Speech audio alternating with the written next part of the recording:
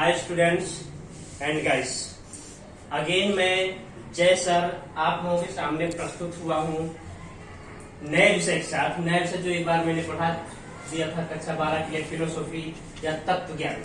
इसमें part number 1 chapter number 1 में मैंने 5 तार्किक कारक पढ़ा दिए थे। उसके पहले मैं आप लोगों को बार बार कहता हूँ, हर वीडियो में कहता हूँ, इसमें भी कहता हूँ कि आप लोग प्लीज लाइक और सब्सक्राइब करना नहीं भूलें, क्योंकि मैं जनरली एक टेंडेंसी देख रहा हूँ कि लोग वीडियो को तो देख लेते हैं लेकिन लाइक और सब्सक्राइब करना भूल जाते हैं। इससे क्या होता है कि उनको मेरी जो नई वीडियो अपलोड होती है वो नहीं मिल पाती, उनको पता नहीं चल पाता।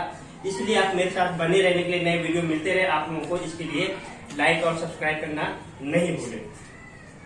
दूसरी बात यह है कि बोर्ड के एग्जाम्स आने वाले हैं। बहुत से बच्चों को मैं देखता हूँ, बहुत से स्टूडेंट्स को देखता हूँ पढ़ाई पे ध्यान नहीं देते, तो एक मुझको उनकी जो टेंडेंसी उनको देख करके मुझे एक बात याद आती है कि अजगर करे न चाकरी, पंछी करे न काम, और दास मलूका कह गए सबके दाता राम। तो ये टेंडेंसी अच्छी नहीं है कि मतलब भगवान देता है करता है, ये सब टेंडेंसी अच्छी नहीं है। पढ़ाई के लिए अगर आप पढ़ोगे, लिखोगे, सीखोगे, परीक्षा में लिखोगे तो आपको 100% सफलता मिलेगी। बाकी पुराना जमाना निकल गया कि सबके दाता राम तो है, लेकिन मतलब बिना मेहनत के नहीं होने वाला है। इसलिए आप लोग भी मेहनत करिए, एग्जाम का टाइम आ गया है, बिना समय गंवाए आप लोग मेरे साथ बने रहिए, रोज आपको नए वीडियो मिलते रहेंगे। हम स्टार्ट करते हैं तत्व ज्ञान का चैप्टर नंबर 1, जिसमें 5 तार्किक कारक हैं: निषेध, समुच्चय, विकल्पन, शर्ती और द्विशर्ती। जिसमें सबसे पहले मैंने बताया निषेध। ये 100% परीक्षा में बोर्ड के एग्जाम में 5 कारक में से एक कारक पूछा जाता है। इसलिए पहला कारक है निषेध का लक्षण और उसका विश्लेषण। निषेध मैंने समझा दिया था, निषेध का लक्षण और उसका विश्लेषण। अब इसमें क्या होता है कि इसको ये जो कोष्ठक बनाया गया, टेबल बनाया गया, इसको कहते हैं सत्यता कोष्ठक। इसको क्या कहते हैं? सत्यता कोष्ठक। और इसमें ये जो पी हमने लिखा है, पी निषेध पी, इसको निषेध पी पढ़ा जाता है, एक विधान पढ़ा जाता है। मैंने एक दिन बताया था, जो बताया था कि जैसे ताजमहल एक अजायबी है, तो ताजमहल के एक पूरा वाक्य हो गया, विधान हो गया, इसके लिए हम एक वाक्य में एक अल्फाबेट में टी लिख सकते हैं। इसी तरह से पी मतलब एक विधान हो गया, वाक्य हो गया, आधार विधान हो गया, उससे जो हम निकालते हैं इसको फलित विधान कहते हैं। तो जैसे पी निषेध पी, तो इसका कोष्ठक है, इसका पैरामीटर है कि जैसे टी का मतलब होता है ट्रू, टी का मतलब होता है ट्रू या सत्य, एफ का मतलब होता है फॉल्स असत्य, सत्य असत्य, ट्रू फॉल्स। तो ये टेबल हमको याद रखना पड़ेगा कि निषेध में जैसे पी का है तो निषेध पी, टी उसका है तो ट्रू का फॉल्स, फॉल्स का ट्रू।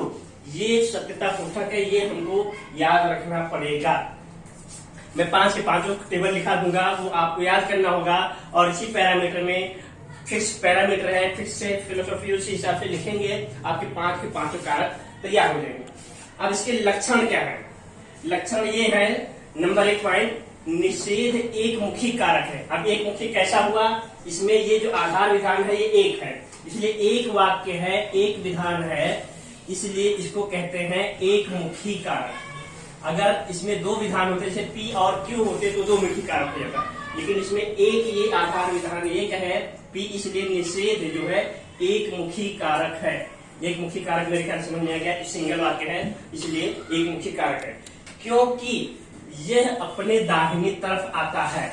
ये जो है ये निषेध जो है अपने दाहिनी तरफ आता है। ये देखिए निषेध की ये अपने दाहिनी तरफ आया हुआ है, ठीक है ना। ये इसका लक्षण है कि एक निषेध एक मुखी कारक है और हमेशा वाक्य के विधान के दाहिनी तरफ आता है। जैसे टेबल में देखेंगे पी, इसके निषेध पी, ये दाहिनी बाजू आया है।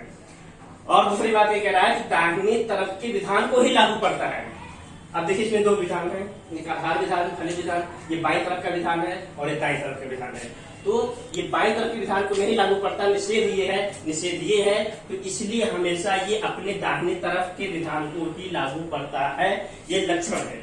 लक्षण नंबर 2, निषेध सत्यता फलन लक्षी कारक है, मतलब हमेशा ट्रू सत्यता बताता है, सत्य बताता है, और निषेध संयुक्त विधान की रचना करता है। उदाहरण के तौर पर अगर हम देखें कि मैंने पहले भी समझाया था कि कोई भी एक वाक्य के लिए विधान परक वाक्य अर्थ होता है अल्फाबेट लिया जाता है। जैसे मैंने पहले बताया था ताजमहल एक अजायबी है, तो ताजमहल के लिए हमने टी लिख दिया, तो ये इंडिकेट करता है ताजमहल एक अजायबी उसके लिए। तो ऐसे उदाहरण के तौर पर सुभाष बाबू जीवित नहीं है, ये असत्य है, मतलब नहीं के लिए निषेध है। तो ये विधान किसको लागू पड़ता है? इसके लिए, निषेध पी के लिए। जैसे कि ये एफ फॉल्स। और देखिए सुभाष बाबू जीवित नहीं है, एफ अगर इसके लिए हम लिख दिए कि निषेध पी कि सुभाष पी के लिए, निषेध पी के लिए है कि सुभाष बाबू जीवित नहीं है, ये निषेध का मतलब है नहीं है। लेकिन ये बाईं तरफ का विधान क्या कहता है? पी टी कि मतलब ये जो है सुभाष बाबू जीवित है। देखिए ये उदाहरण में क्या कह रहा है? सुभाष बाबू जीवित नहीं है, ये इस विधान को कह रहा है। लेकिन अगर सुभाष बाबू जीवित है, ये विधान कह रहा है सुभाष बाबू जीवित है, तो ये सत्य है और ये असत्य है। दोनों कहने का मतलब ये, अगर सुभाष बाबू जीवित है ये बात सत्य है, अगर सुभाष बाबू जीवित है ये विधान सत्य है, तो सुभाष बाबू जीवित नहीं है ये विधान असत्य है। यही चीज में कहा गया है। नंबर 3 बताया, अगर निषेध पी संयुक्त विधान असत्य है, निषेध पी संयुक्त विधान असत्य है। देखिए असत्य है, जैसे बताया कि सुभाष बाबू जीवित नहीं है, ये विधान असत्य है, तो पी विधान, बाईं तरफ का पी विधान सत्य ही होगा। मतलब कहने का मतलब यह है कि निषेध पी सुभाष बाबू जीवित नहीं है, ये विधान अगर असत्य है, गलत है, तो सुभाष बाबू जीवित है ये विधान सत्य है। यही चीज है, इसलिए निषेध सत्य लक्षी संयुक्त विधान है। ये निषेध के लिए इतना ही, दूसरा समुच्चय के लिए मैं दूसरा वीडियो डालूंगा।